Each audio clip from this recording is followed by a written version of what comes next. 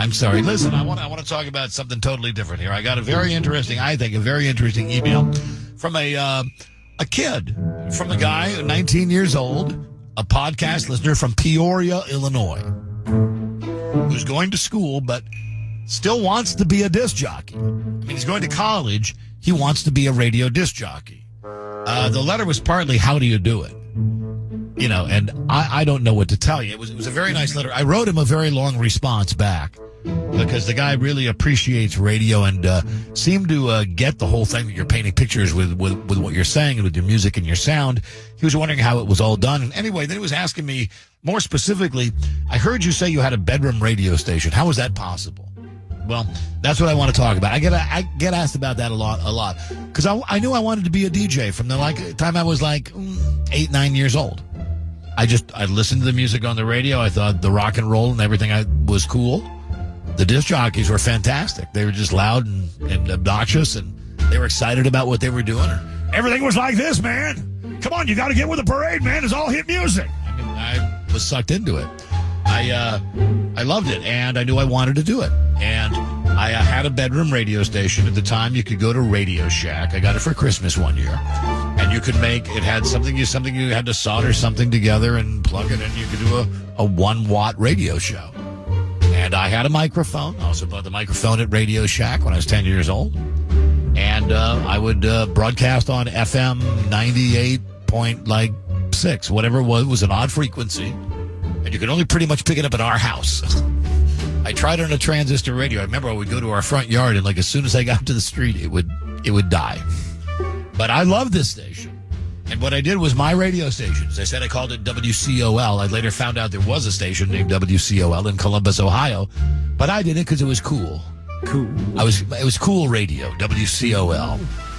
And I mean to tell you, Crash, the setup that I had, and I'll tell the guy that wrote me the letter as well, I had 2 record players. I had one my little kid record player and then my turntable. So I had 2 record players. I had 2 cassette machines. On one cassette would be an entire cassette of commercials that I had recorded off the radio. That's how much of an idiot I was. I would sit and record commercials on the radio.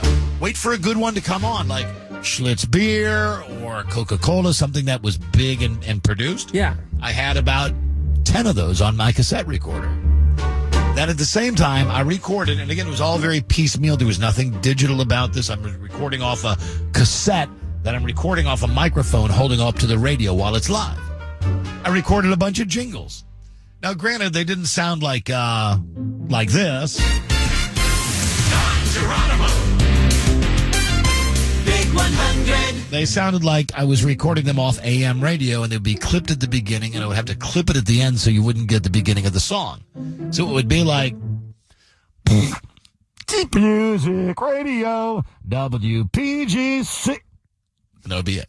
But I had on my other cassette, I had about 20 jingles.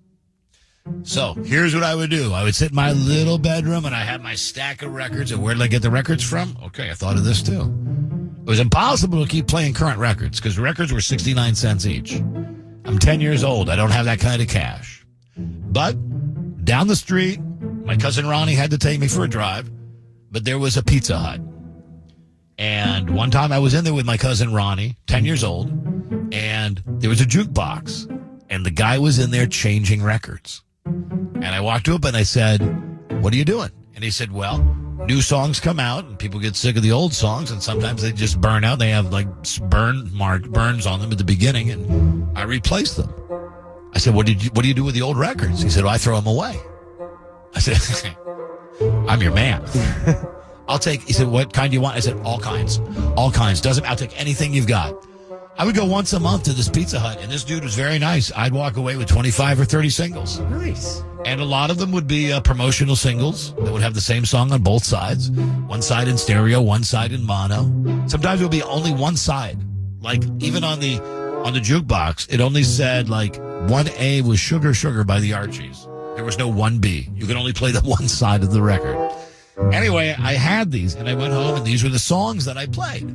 So I was relatively current in what I would play, and I would do relatively the same thing I do now. I write the weather down on a little piece of paper in front of me, And I would sit there and I would start my broadcast day. I'd sit there, wait for the clock to go to like 3 o'clock in the afternoon. I'm out of school. I'm sitting there going, It's 3 o'clock, WCOL, Washington, D.C. And I'd push the button and go, all the music, radio, WPG. How you doing? This is me, DJ Mikey Source. And then the scratchy 45 would start. It would always be like, she loves you, yeah, yeah, yeah. Because the records were, cheap. They were virtually ruined by the time I got them for free.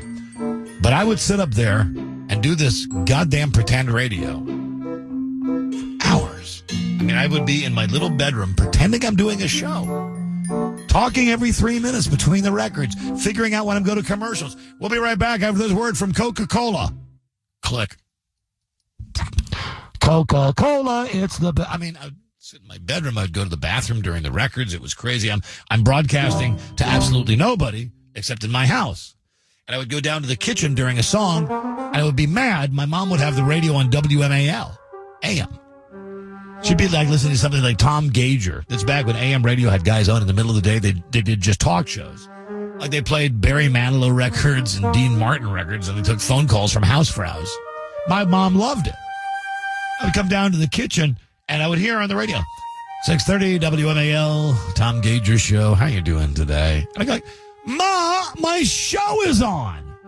Oh, I don't like the music you play. Why do you do this anyway? Ma, and I go, I turn it back on, you'd hear, like that song. I go, on you, baby. I go, don't turn it off. I go back downstairs, do about 10 more minutes, come back up. 6:30 WMAL, Tom Gager show. I'm like, you keep turning my show off. And I think I've mentioned this before. When dinner time came at 5:30, I would get on and say, hey, I got a real treat for you today. I'm going to be tracking an entire album. So I want you to enjoy this. Here is side one of Jesus Christ Superstar. And they were only the albums that I had, right? Like I had a Beatles album. I had Big Brother and the Holding Company. That's Janis Joplin. I had the Archies. And I had whatever. And I would just put, Jesus Christ Superstar. I would put it on and I would go down. I would have dinner. During dinner, I would get up and walk into the kitchen. My dad would be like, what are you doing? I want to make sure I'm still on the air. You go, what? You're not even on the air. This is fake. I'd go and turn it on and hear, Jesus Christ, Jesus. Oh, I'm still on the air. I was just maniac about it. Sometimes I would skip school to do it. I mean, when I got older, when I was right on the cusp of getting into radio, like I'm 14 and a half, I'd won a prize from Winx, WINX, AM 16, right down the street from here. And I went to pick the prize up, and I met Teddy Bear, Ted E. Bear, the Teddy Bear Affair. He did the nighttime show. And then he said to me, I said something like, I got a radio station in my bedroom. I got 1 kilowatt. I got to get my records from like where I used to get them from a place of Pizza Hut. Now I buy them. They're expensive. He said, hey, come on, buy some of that. I'll give you some records. Now, in this day and age, you would think that's a come on. You would never want a kid to come by. I turned your microphone off. I'm sorry. That's how radio worked back then.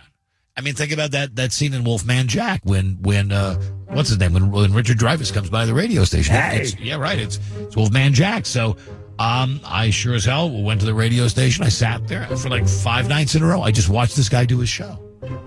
Just watched him do it. Just watched how he did it.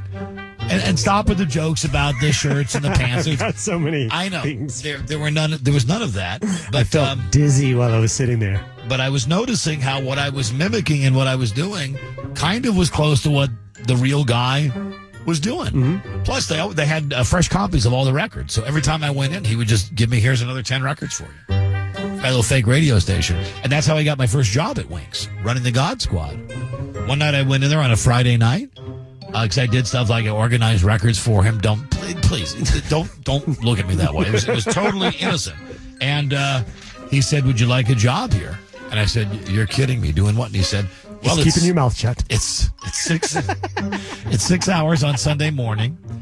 It's the God Squad. It's all taped religious programming. You just have to put on the tapes, and once an hour you get to say WINX Rockville." I said, "Where do I sign up?" He said, "Right here. Give me a major kiss. Give me a big old kiss, and I'll give you the job." No, that wasn't it. It It was very sweet. He helped me get my first job in radio, and that's it. So I went from bedroom radio station, pretend radio station, to being a prize pig on many radio stations. And I got my first job in Rockville at WINX, running the God Squad. Thanks in part to the Teddy Bear affair. Come by late night, Donnie. It's not like Come that. sit there. Watch me spin my records. It's not like that. It was like that, but it wasn't like that. It wasn't. I loved it. 20 after 8. Oh, my God, 20 after 8.